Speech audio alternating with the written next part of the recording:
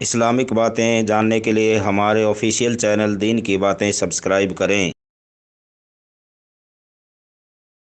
او نحمدہ ونصلی علی رسولہ الکریم، اما بعد فاعوذ باللہ من الشیطان الرجیم، بسم اللہ الرحمن الرحیم۔ پیارے دوستو، اللہ پاک نے اپنے بندوں کی ہدایت کے لیے دنیا میں ہزاروں نبی و رسول بھیجے۔ الگ الگ قوموں کی طرف الگ الگ زمانوں میں الگ الگ نبی تشریف لائے۔ ان نبیوں کو اللہ پاک نے خاص کمال عطا فرمایا جسے معجزہ کہا جاتا ہے۔ ان سبھی نبیوں رسولوں کو دیکھ کر یا کہیں ان کی ہدایتوں اور نصیحتوں کو سن کر الگ الگ زمانے میں کافی لوگ ایمان لائے، اور کافی لوگ ایسے بھی تھے جو معجزہ دیکھ کر بھی ایمان نہ لائے۔ ایسے لوگوں نے نبیوں کی کرامتوں اور ان کے کمال کو جادو کہہ کر ٹھکرا دیا۔ ایسے لوگوں نے ایک خدا کو ماننے سے انکار کر دیا اور نبیوں رسولوں کی بتائی ہوئی نصیحتوں کو نہیں مانا۔ ایسے لوگ آگے جا کر اللہ پاک کی طرف سے طرح طرح کی سزاؤں اور عذاب میں مبتلا ہوئے۔ اسی طرح نبیوں و رسولوں کا سلسلہ بند ہو جانے کے بعد اللہ پاک نے اپنے جن بندوں کو اصلاح و تبلیغ کی ذمہ داری دی انہیں ولی کہا جاتا ہے۔ اللہ نے اپنے ان ولیوں کو بھی کچھ خاص طاقتیں عطا فرمائی جنہیں کرامات کہا جاتا ہے۔ ضرورت پڑنے پر اللہ کے نیک بندوں نے اللہ کی بخشی ہوئی اس طاقت کا استعمال فرمایا۔ اپنے دور و نزدیک کے سینکڑوں ولیوں کی کراماتیں دیکھی اور سنی ہوں گی۔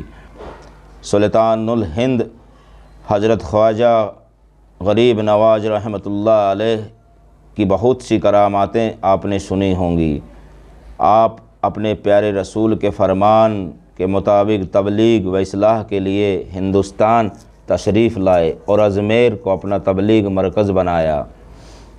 اجمیر پہنچتے ہی آپ آرام کرنے کے لیے جس پیڑ کے نیچے بیٹھے، وہاں اس وقت کے راجا کے جانور اونٹ بیٹھے ہوئے تھے۔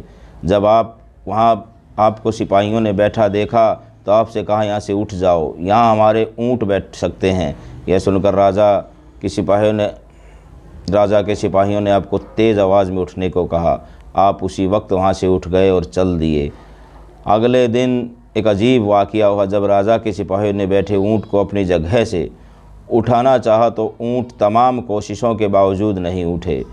یہ دیکھ کر سپاہی دنگ رہ گئے اور ساری بات اپنے راجا کو بتائی۔ راجا نے سپاہیوں کو حضرت خواجہ غریب نواز رحمۃ اللہ علیہ سے معافی مانگنے کو کہا اور کہا کہ انہیں ڈھونڈو اور ان سے معافی مانگو۔ راجا کے ایسے کہتے ہی سپاہیوں نے آپ حضرت خواجہ غریب نواز رحمۃ اللہ علیہ کو ڈھونڈ کر آپ سے ان کے لیے برتاؤ کی معافی مانگی۔ حضرت خواجہ غریب نواز رحمۃ اللہ علیہ نے اسی وقت انہیں معاف کر دیا اور کہا کہ تم جاؤ، تمہارے اونٹ اب کھڑے ہو جائیں گے۔ سپاہیوں نے اب واپس جا کر اونٹ کو اٹھانا چاہا تو اونٹ اسی وقت اٹھ گئے۔ سبحان اللہ! یہ ہمارے خواجہ غریب نواز کا مرتبہ۔ حضرت خواجہ عثمان ہارونی رحمۃ اللہ علیہ حضرت خواجہ غریب نواز کے پیر و مرشد تھے۔ یہ وہی بزرگ ہیں جن کی خدمت میں ہمارے خواجہ غریب نواز نے اپنی جوانی کے 20 سال گزارے۔ ایک بار کی بات ہے، ایک دن آپ اپنے پیر حضرت خواجہ عثمان ہارونی رحمۃ اللہ علیہ کے ساتھ سفر میں تھے۔ سفر پر چلتے چلتے آپ دجلہ ندی کے کنارے پہنچے۔ ندی پار کرنے کے لیے کوئی کشتی نہیں تھی۔ حضرت نے فرمایا معین الدین اپنی آنکھیں بند کر لو، پھر تھوڑی دیر بعد فرمایا آنکھیں کھول دو۔ جب خواجہ غریب نواز نے اپنی آنکھیں کھولی تو آپ دیکھتے ہیں کہ دونوں دجلہ ندی کے پار پہنچ چکے تھے۔ آپ نے حضرت عثمان ہارونی رحمۃ اللہ علیہ سے پوچھا ہم دونوں ندی کے پار کیسے آ گئے؟ حضرت نے فرمایا میں نے صرف 5 بار سورہ فاتحہ پڑھی تھی، اس کی برکت سے اللہ پاک نے ہم دونوں کو خیریت کے ساتھ دریا کے پار پہنچا دیا۔ یہ مقام اور مرتبہ انہی کو نصیب ہوتا ہے جو اپنی زندگی اللہ کی مرضی کے مطابق ڈھال لیتے ہیں اور پھر اسی کے ہو جاتے ہیں۔ اس لیے اللہ پاک ان کی زبانوں میں ایسی تاثیر عطا فرما دیتا ہے کہ وہ جو کہتے ہیں وہ ہو جاتا ہے۔ یہ طاقت ہر کسی کو نہیں ملتی، یہ صرف اللہ کے خاص بندوں کو دی جاتی ہے۔ جس نے اپنے آپ کو اللہ کے حوالے کر دیا سمجھو اس نے اپنی زندگی میں سب کچھ پا لیا۔ بہرحال ایسے کئی ولی اور پیر پیغمبروں کی کہانیاں حدیثوں میں موجود ہیں جن کے کارنامے حیران کرنے والے ہیں۔ ہم کوشش کریں گے آگے بھی ایسے ولیوں کے کراماتوں کی جانکاری آپ کو دیتے رہیں۔ اللہ ہمیں عمل کی توفیق عطا کرے۔